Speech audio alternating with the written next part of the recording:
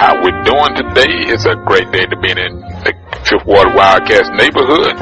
We're here today with another podcast, and I'm sitting across from my compadre, my road dog. Who are you, sir? I am the one and only KG, and as Wildcat mentioned, this is another podcast installment brought to you by KG and the Fifth Ward Wildcat. Thank you, as always, for listening. Wildcat, do your thing, sir. HBU women's volleyball lost to North Dakota 3-1. Men's basketball lost to Louisiana Lafayette 73-64. Then it lost in the next game to Nicholls State 80-70. They finally won, beating Cal State Fullerton 88-83. Women's basketball lost to UTEP 53-82 on the road. TSU Sports men's basketball lost to Michigan State 76-41. Lost to Wisconsin-Milwaukee 73-38. Women's volleyball lost in the SWAC tournament. J-State 3-0 to Grambling 3-2, and Alabama State 3-0. Men's football lost to UA Pine Bluff 42-6. Women's basketball lost to Air Force 64-54. U of A Sports men's basketball beat Arkansas on the road 87-73. More about that later. Football beat SMU on College game day and remains unbeaten and untied 37-7. More on that later. Women's basketball lost to Georgetown on the road 36-66. More about the women's basketball program at U of H further in the topic. Women's volleyball beat Tulane 3-2, then lost to Southern Miss 3-1, and host Rice for the final game of the regular season on Wednesday at the Alumni Center. St. Thomas men's basketball lost to Lubbock Christian 50-64. Women's basketball beat Dallas Christian 71-38, and then also beat Southern University New Orleans 83-67. San Jac Sports men's basketball beat women's basketball beat Baton Rouge Community College 70-60. Then lost to Southern at Shreveport 53-54. Women's volleyball lost to Blaine College at the lost two games at the national championship at Nationals, NJC Nationals. First to Blaine College 3-1, and then to Western Nebraska Community College 3-1. They finished the season 32-5. Rice Sports women's volleyball beat Southern Miss 3-2, then beat Tulane 3-0. Their next game, as I mentioned earlier, is on Wednesday on the campus of University of Houston. Football won their last home game, which was senior day, beat Tulane 19-7. Women's basketball beat Valpo on the road 54-46. Then also beat Chicago State 77-50. Men's basketball at home on this past weekend beat Maryland Eastern Shores 81-49. And that is the sports for over the weekend. And now we're back to KG and his rant and rave, how short or however, on the NBA. No rant or rave. I'm not even going to talk about the NBA. There's just note that I saw moments ago, thanks to the wonderful world of Twitter. You'll get a kick out of this. Apparently, and I guess it's been confirmed, I'm just going to read it, the National Basketball Players Association is withholding licensing fees from the players to pay for David Boyce's and his high-profile law firm to represent them against the owners. The tab is ranging, one report says, $1,220 per hour, which is not being paid for by profits the players would otherwise receive from the jersey, trading card, and video game sales. Or other estimates have the rate being $960 per hour. So anywhere between $960 per hour to $1,220 per hour is being paid to the lawyers for the litigation that the players have filed in the courts, and now the Minnesota court, federal court, to get this stuff done, get this stuff resolved, blah, blah, blah, blah, etc. Anyway, who cares? Forget that's my discussion of the NBA. Once they have a resolution and an agreement and start playing basketball games, we'll talk about the games on the court rather than in the courtroom. And this is going to be my final statement on that. Paralegals will be getting a bonus this year. All because of the NBA owners and players. Isn't that nice of them? All right. And those same folks, the paralegals will be getting paid, but the workers and employees that be in the arenas won't be for the same reason. Thank you. Okay, let's talk about one thing I want to say because it's on my brain, and I've done a poor job touting it. The Guy V. Lewis Award. It's the inaugural award. The award banquet will take place March 27th at the brand new Bayou Event Center. March 27th, that's a Tuesday, 2012. The Guy V. Lewis Award goes to the top high school boys player of the year. Coaches, we are still accepting nominations. The deadline to nominate a player from your high school team is December 9th. We have a watch list. It's posted on the website, which is GuyVLewisAward.org. You can see the current list of nominees that we've received so far. We'd like to get more, but we will narrow down the watch list to probably 20 players in January, allow fans, media, and coaches to vote for the final 10. And the 10 players will be invited to the banquet, where the winner will receive a medallion. It's a very nice medallion, too. It's with Coach Lewis on one side. It kind of looks like it's kind of modeled after the Nobel Peace Prize kind of medallions, those kind of things. So go to the GuyVLewisAward.org website for more information, and I'll continue talking about it throughout the podcast the closer we get to March 27th and the event itself, because we are looking for sponsors and partners for tables and et cetera, and I'll give more information about how to buy tickets if you want to attend the event, etc. Talking about the Cougars. Let's talk about football first. Cougars are 11-0. They've kind of had problems with SMU's defensive front line in the game on Saturday, but they did enough to win. The defense held their own, only gave up 7 points to the Mustangs. Case finally got the offense rolling, scoring 37 points. They're 11-0. They're 8th in the BCS. It's all right there for them. We can touch on a few. How do you want to do it? You want to talk about game day and how great the turnout was? Let's start with that, because that was the first thing I noticed when I walked on campus on Saturday morning. It was a good sight to see. Pretty much everybody's alumni here in town that has a chapter was represented. Flags were floating all over the place. It was good to see, Houston sports fans, period, college sports fans, football, right, were out in force to get their shot on game day. And I saw the White Sox our flag waving, and I made a little hater comment on Twitter, how that logo get on campus. But they were there for whatever reason. They were there to showcase their school support for Rice, but they're also there on U of H campus, in my opinion, to show their support for U of H and Houston football for the city. So I think it was more civic pride, so that's how I'm looking at it. I think it was a great event. Kudos to the parents who had their son do the Heisman, looked like the Heisman Trophy, literally the Heisman Trophy pose. If you haven't seen that, it's on YouTube. The picture on Facebook, whatever. Heisman Trophy kid is how I think we were referring to him. Yeah. He did a cougar finger symbol while he's doing the Heisman pose on like a mock wooden block. It's like the trophy. So it was outstanding. I tell you what, now you talking about imagination. With the old helmet too. With the old helmet as well. It took a lot of imagination by. And he was bronze. He did bronze too. So it was great. And to convince, especially the dad convincing the mom that. Without a doubt, yes. I'm fixing to paint the kid up this morning. He's got some honeydews, I'm sure, coming in exchange for having the son dressed like that. And I saw him. I was going into the Rob for the football game itself, and he was proud. He had no problem. He looked thrilled for the attention that he received for that. And he also got a game ball. So I mean, that's kudos to him and the family for getting that done. But this Friday, the day after Thanksgiving, 11 o'clock, Tulsa, Oklahoma.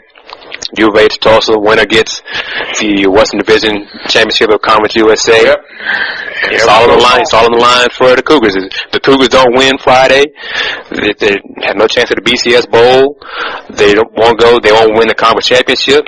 They won't go to the Liberty Bowl. It's everything is right there for them. So well, let me say that because they don't have a chance to win the conference championship. Right. If they don't win Friday. And with that in mind, they will be the third team in the conference ranking, that means that the New Orleans Bowl is what sits there for them. Because that's who takes the third team out of the conference. So they can go from the BCS. You and I still going to New Orleans. They can go from the BCS to the New Orleans Bowl, rather than the Sugar Bowl to the New Orleans Bowl. That's a big difference in a lot of things. A lot of money, prestige, notoriety, all kinds of things. So it's all on the line for Coach Sumlin and the Cougars to get things done. And once again, let's just be honest. You and I are on the same mind frame. Just get me to the bowl game and we find out what we're made of. Yeah. I'm tired of hearing these folks. If you are a lover of college football, college sports, you have to at least find out what you're made of. Because you get the program now, all sports are getting ready to move into a conference that's totally different from the environment you've been around all your life. So you need to know where you stand and all before you leave. And the point is, just to say it like this: if the Cougars can't beat Tulsa, then there's no need of us talking about running from Alabama or LSU or who you don't want to see in a BCS matchup. So let's the Cougars take care of business, beat Tulsa. I expect it to be a hell of a game. I'm picking the Cougars to win the game because I'm a homer and I love my school, but I think they're going to do just enough to win the ball game. If it means Case having to lead them to a game-winning drive last 5 minutes, so be it. So he'll find a way to get it done. And I think Samuel Brown, the defense, Samuel Brown received national recognition for his stellar performance versus SMU. Won the national award on Monday. I think he's a playmaker on defense. I think they're going to just find a way to get it done and beat Tulsa. I heard in radio on Monday that the fans in Tulsa are saying, or the alum students, media, whatever, are saying this is the biggest football game in the history of the Tulsa program. This late in the year coming in, a top 10 team coming in, conference championship, division championships on the line. Are they going to be fired up? Fine, bring it. Cougars, I'm still picking Cougars winning the ball game. It won't be easy. No, don't get me wrong. It's not going to be easy. But I'm picking the Cougars win the ball game. And they do that, then they'll host the conference championship game the following week versus Southern Miss here at Robertson Stadium. And I expect a sold-out crowd. But first things first, take care of business on Friday. Friday morning is going to be, an early wake-up call. And I'm kind of curious to see how the team, I guess the team's going to leave tomorrow. Because I can't imagine flying up there on Thanksgiving, but who knows? I know that's from what I'm understanding. They're supposed to do dinner in Tulsa on Thursday. So because of the earliness of the game, and it'll be interesting to see how they react playing a game that early in the morning. Right. Because now your body clock will totally change. Because at 11 o'clock, that means you basically will be alarm will be going off at 5 because you got to get up. Right. Do all the game preparation, all the tape and everything like that. Your pregame meal, all those kind of things are all out of whack. My biggest disappointment, I guess, is, and no knock on the network, it's going to be on Fox Sports, 11 o'clock. They couldn't change it to prime time. Move the game to 7 o'clock. You would hope. Because this game was allotted for 11 o'clock almost from the beginning of the season. Right. Whereas the game against SMU, they announced that game time almost 2 weeks ago. So, They changed it because of that. So I would have hoped that they would have changed. This is a conference championship. This is a whole lot is right on the line for both programs, Tulsa and U of H. So I would have hoped they would have changed the time from 11 to 7 p.m. and 6 o'clock, whatever, in the evening time, get more ratings, get more interest, etc. But that wasn't the case. So 11 o'clock on Friday, Cougars are going for the Western Division Championship because both teams are undefeated in the Western Division of Conference USA. Now, with that in mind, that case being resolved just between two teams, the East Division is pretty much jumbled up right now. Right. Depending on what happens this weekend, Marshall could end up being the opponent. That's true, because Southern Miss lost to UAB or something like that. Yeah. Which, UAB, my goodness. But anyway. How I digress. 34, 31, whatever. And East Carolina plays Marshall this weekend. So the matchup, because Southern Miss, I think, is outside the conference this year. This weekend to play. No, they play Memphis. I'm sorry. Well, same thing. But still. Memphis is horrible in football, so in case you don't know, listeners. If by chance Southern Miss slips up again 2 weeks in a row, Marshall comes back this way because they've already been here twice. Right. Then they play Tulsa and they play U of A. So it could be ugly. It could be an ugly conference championship game. Literally. True. So we shall see, because I did not think Southern Miss would lose last weekend. Of course, they almost lost the weekend before. Right. But to UCF. So we'll see, I think. I don't know if they're struggling defensively or what problems they're having, but enough about them. Let's talk about the Houston area teams. Shift gears and talk about the U of A basketball men's side, the good side. They had a good win on the road Friday versus Arkansas. Yes, Arkansas was without their best post player. But still Arkansas at home. Exactly. It's still, a lot of people don't go there and win. And it's still a good win. So Landis Harris was named Player of the Week for his 19-point performance against the Razorbacks, going home for him. So he played well, and Kirk Van Slyke came off the bench and scored. Kirk Van Slyke had 19 points. Landis had 18 points. Including a putback dunk that was named the number one top 10 play on ESPN for that Friday. For Van Slyke? Yeah. Confidence. And it's funny you mentioned that. That's one of the questions that I'm supposed to answer on my TV performance on What's the Score, which listeners I'm going to be leaving to do shortly. But What's the Score is a program on HCC, and once I get the links to it, the video of it, I'll post it on my website, HoustonRoundBarview.com, as well as my Facebook, and I'm sure that the guys at What's the Score will also have it on their Twitter feed as well. That's one of the questions that I'm going to discuss. So, but basically, it's confidence. Kirk Van Slyke, he's bigger and stronger, but he just seems much more sure of himself now, and I think that's a testament to Kirk and the coaching staff. Coach Dickey and the guys are, helping him develop his game. They believe in him. I'm not saying that Coach Pennant and the previous staff didn't, but I think they use him a little bit differently, and I think they're demanding more from Kirk, and they have high expectations of Kirk, and he's delivering. The Cougars played Tuesday night versus Oakland at home. It's a chance to go to 4-0. So I think that should be a game. This game is part of a doubleheader with the women's team. These ladies play Oral Roberts at 5 o'clock. And let me go ahead and get it out of the way right now. Friday, we discussed in the podcast that the Cougars were going on the road to play Georgetown Saturday. Wildcat gave the final score was 66-36. Halftime score was 39-9. Yes, that's what I said. Listen, 39-9. But I'm learning more and more info about it. One of the young ladies, one of the players for the Cougars, Tasha Tubbs, who I think everybody associated with the team was expecting to be a scoring threat, consistent score, reliable scorer this year for the Cougars. Well, she tore ACL in the first half versus the Hoyas. So she's most likely done for the year. Second half, while I'm at the football game, ironically, I get word, the news wires, that the Cougars' best player, Portia Landry, banged heads with one of the Hoya players and laid on the floor for a while and was taken to the hospital for precautionary measures. So I don't expect Portia Landry, definitely she's not going to play tonight. I don't expect her to play for a while. She's got to be medically cleared. So who knows how long that's going to be. And I'm not being a doctor, but if there's a chance that she's unable to play the rest of this season, then the Cougars are just in more trouble than they were with a healthy Portia Landry, because they're going to be bad this year anyway with her. So we'll see how things go. But Tuesday night, 5 o'clock, UH women play Oral Roberts.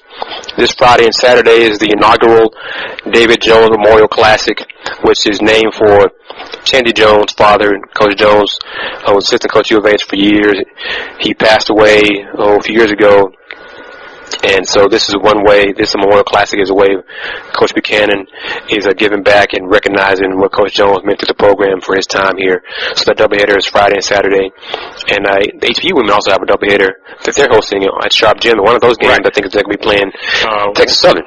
And the other teams involved is Vermont, Texas Southern, and Texas A&M Corpus Christi. of the three teams that will be playing this weekend. It'll be a doubleheader both days, Friday and Saturday. First game starts at 5:30. The second game starts at scheduled to start around 7:15. Folks, it'll be interesting how that team will be this year. Second year under Coach Mary Gleason. They are in transition with recruits and all, but the kid, let me pronounce this correctly, Greenholt, she is developing into a nice little player early on. Now, whether she will get help and all from post play, they've got one kid that's still not. Is still recovering from a knee injury, still wearing, and she's wearing a heavy brace. So once she gets to a light brace, with a little bit more mobility, things will probably pick up because she's a post player. Good. That's good to hear. And Coach Gleason. Matter of fact, when I get down here, I'm headed over to HBU to find out, to see how that went. But also speaking of HBU, on yesterday they made the big announcement and all that they're moving into the Southland Conference, which has been already been touted. And they're starting football in a few years as well, because of it. Because of it, and once they move into that conference, that will help them as far as picking up new recruits. I talked to the softball coach on yesterday. I'm supposed to talk to her in person today, but because she was out doing chores and all yesterday when I called on the phone. But basically, she said one thing that would help more than anything else is the nearby schools. Oh yeah. And as far as recruiting, Texas, Arkansas, Louisiana, something like that. Yeah. And she'll be able to pick up those softball recruits and all also out of the state of Mississippi because of the Louisiana schools. So things, programs on the move here, and it'll be interesting, how it all lands, settles down. Just wait right now. We're just waiting on U of H and KG's Cougars and all to find out what the heck they gonna do and all. They just dragging it there with the paperwork and everything. The Big East it's going to happen. It's just a question of BYU and Boise joining, and once everything is, the I's dotted and T's across, that will happen. The Cougars will be in the Big East. However, with the proposals going around about the new BCS, whatever they decide to do and get rid of the bowl affiliation, the bowl tie-ins, for years from now, I'm not sure if it's going to benefit the Cougars being in the Big East if the conference automatic qualifiers are removed or if they change or whatever. So that's still up in the air. That's still a question to be answered. Regarding the David Jones Memorial Classic, the Cougars play Yale on Friday at roughly 7:30, and then. And I'll be honest with you, I'm not sure what they're going to, healthy-wise, who's going to be in the game. So, and then Saturday they play McNeese State at about 4 o'clock. So, if they were healthy, if Porch Landry was going to play, those are probably the games that they could win. With her not playing, and I'm assuming that she doesn't play this week, who knows? I'm going to say they're going to lose. I didn't give the win total prediction for them this year before the season started, but I didn't think it. But you did. You ideally perceive them to have double digits, low double digits. Ideally, I hope that they could max out at 8-8 in the conference. I didn't think that was going to happen, but that was if everything went right, they can max out 8-8 in Conference USA. Everything is not happening. Everything obviously is not going right already. So forget that 8-8 prediction. So who knows? They may be lucky. They may top out at 8 wins overall. Which would be a big fall off from last year's trip to the NCAA tournament and Conference USA regular season championship. But that's all right because the recruits they got coming in next year. This would just be a blip on the radar, and they can move forward with Jessica Palmer and the Gilbert twins and Marsha Emerson and Alicia Smith and Bianca Winslow. Those young ladies probably could help the team right now this year, but that's neither here nor there. All right, let's just talk about a few more things here in the podcast, the KT and the Fifth Ward Wildcat podcast. As you mentioned, U of H men host Oakland tonight. The Rice Owls host Florida A&M, which would be another, I think, butt whooping for Coach Braun and the fellas who are playing well. They're 3-0 in the season right now before they head to South Padre for games this weekend. Right. The Owls Sunday scored 81 points, as you mentioned, versus Maryland Eastern Shore, and with no hit. The leading scorer came off the bench. Omar Robbie scored 17 points in 8 minutes. Let me say that again for your listeners. 7'2", 265 pounds. Omar Arabi scored 17 points in 8 minutes. He was 5 of 7 from the field, 7 of 8 from the free throw line in the second half. The game was already pretty much done. Right. But Omar scored 17 points in a total of 8 minutes. He came off the bench to show you how deep the Owls appear to be this year. The previous game, Tamir Jackson scored 29 points, his career high, versus Chicago State. Sunday versus Maryland Eastern Shore, Tamir scored 1 point. And yet the Owls still scored 81 points. Arslan Kazemi, the Owls' best player, all-conference preseason. I don't think Arslan is averaging 14 points this year. I think he's averaged 10 points a game first 3 games this season. 8 shots total. And yet the Owls are averaging 80 points a game. So this shows you how they have depth. Now, you can question the level of competition. I have some questions of that myself. But seeing the Owls play on the court and what I've seen, this should be a good team this year because they have talent, more importantly, and they have quality depth. And once Conference USA starts, I expect them to do well. I expect them to compete. I expect them to win ball games. And I'm telling the listeners, when Rice and U of H play in February and March, it's gonna be home and home, get your tickets. Trust me, get your tickets because you will be impressed by what you see from both teams. February 8th, 7 p.m., U of H men versus Rice. That's a Wednesday. March 3rd is a Saturday, Rice versus U of H. Get your tickets for those 2 games especially, but even the other conference games involving Rice and U of H at home. Both teams are playing well. Both teams are playing exciting ball. They're running up and down the floor, scoring in transition. They have balance. Both teams have balance as well. Yeah. So if the Rockets aren't playing, hell, even if the Rockets are playing, go see the Rice Owls and U of H Cougars men's basketball teams play this year. I'll tell you, and speaking of the local teams, TSU is another squad that you should go out and check out this year. Especially in SWAC play, okay? Because no knock on Eastern Michigan, but the Tigers, Coach Harvey's Tigers, played Michigan State after they beat Eastern Michigan, and they got bazookaed, okay? And then they played Wisconsin-Milwaukee, as you mentioned in the score update, and they got bazookaed by 35 points. And that's still a different level of play. So the Tigers will pick 4th in SWAC.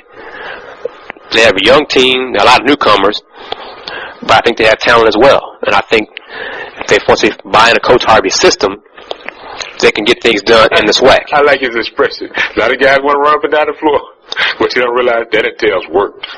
And in order to run up down the floor and score in transition, you got to play defense. That's right. Defense, rebound. So that's part of the thing.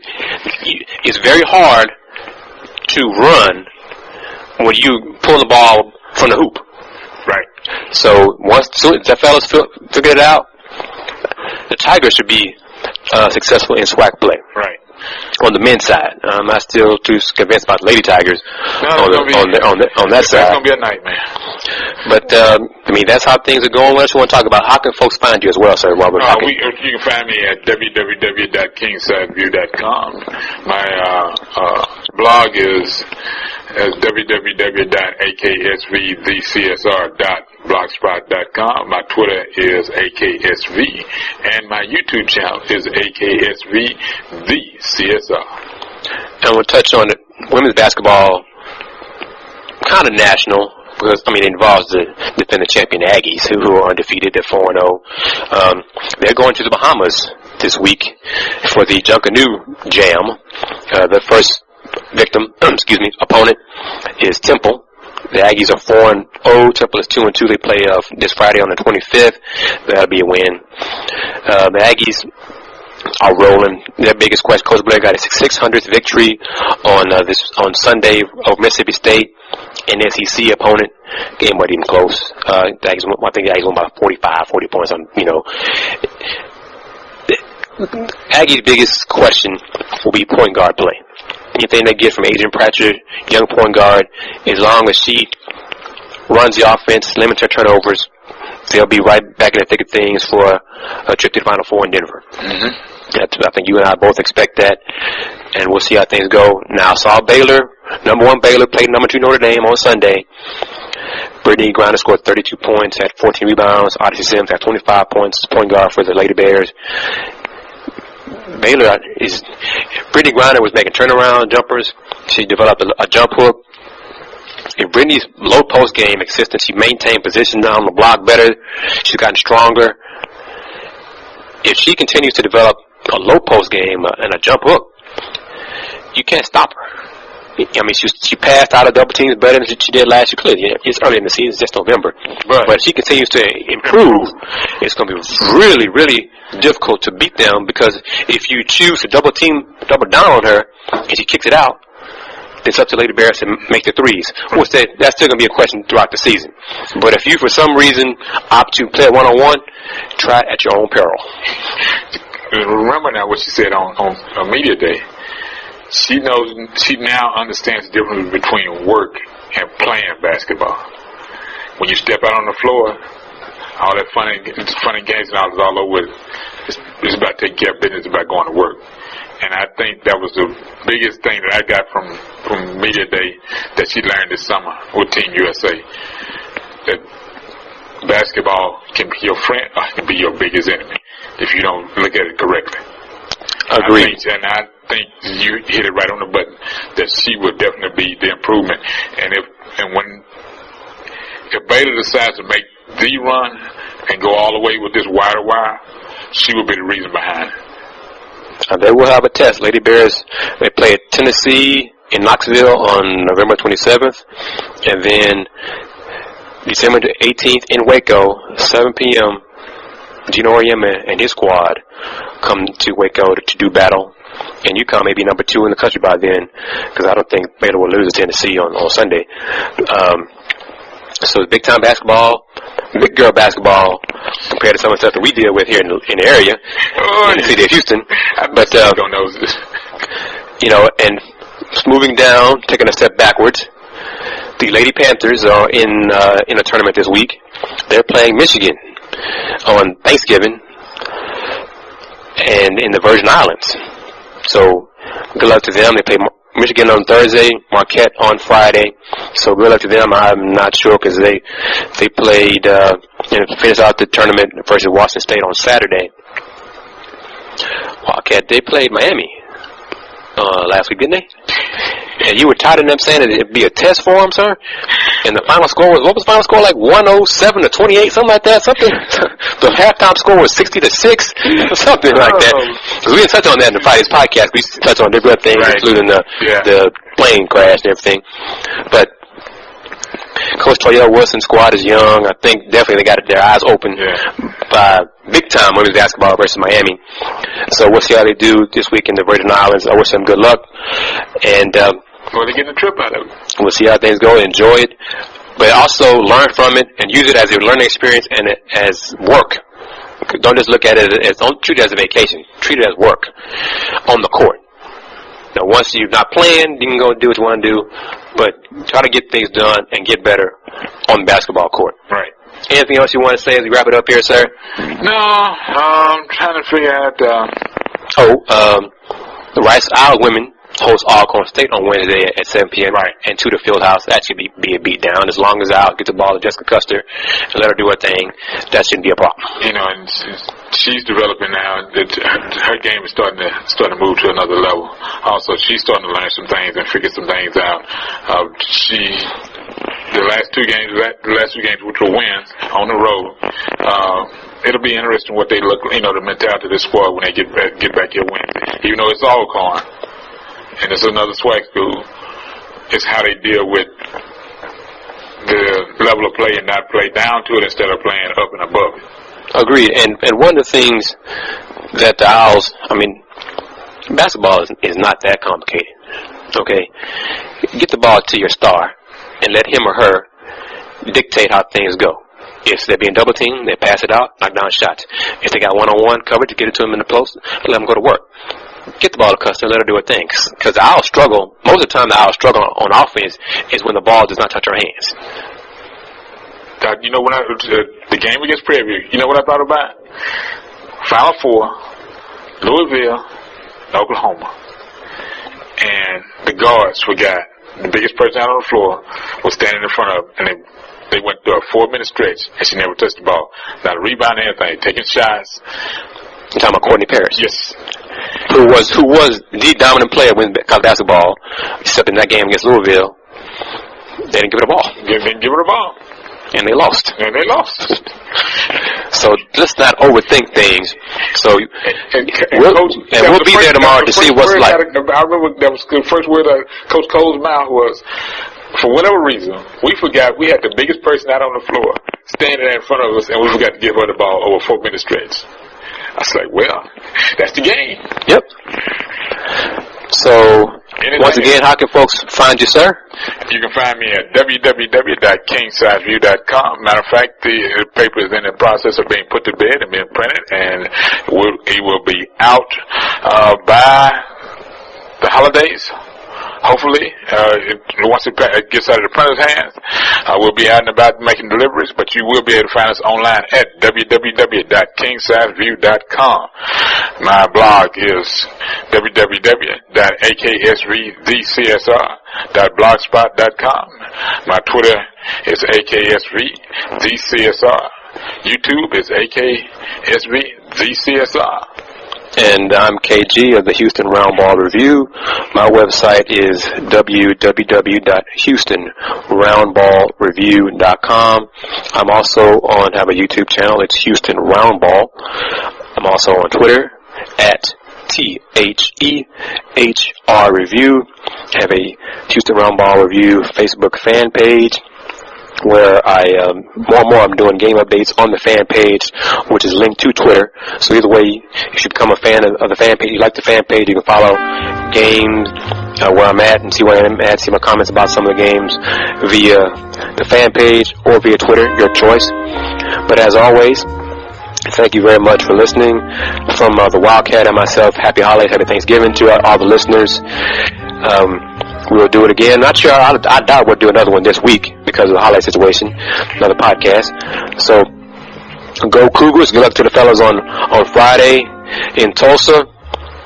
And in conclusion, be true, be cool, and do more.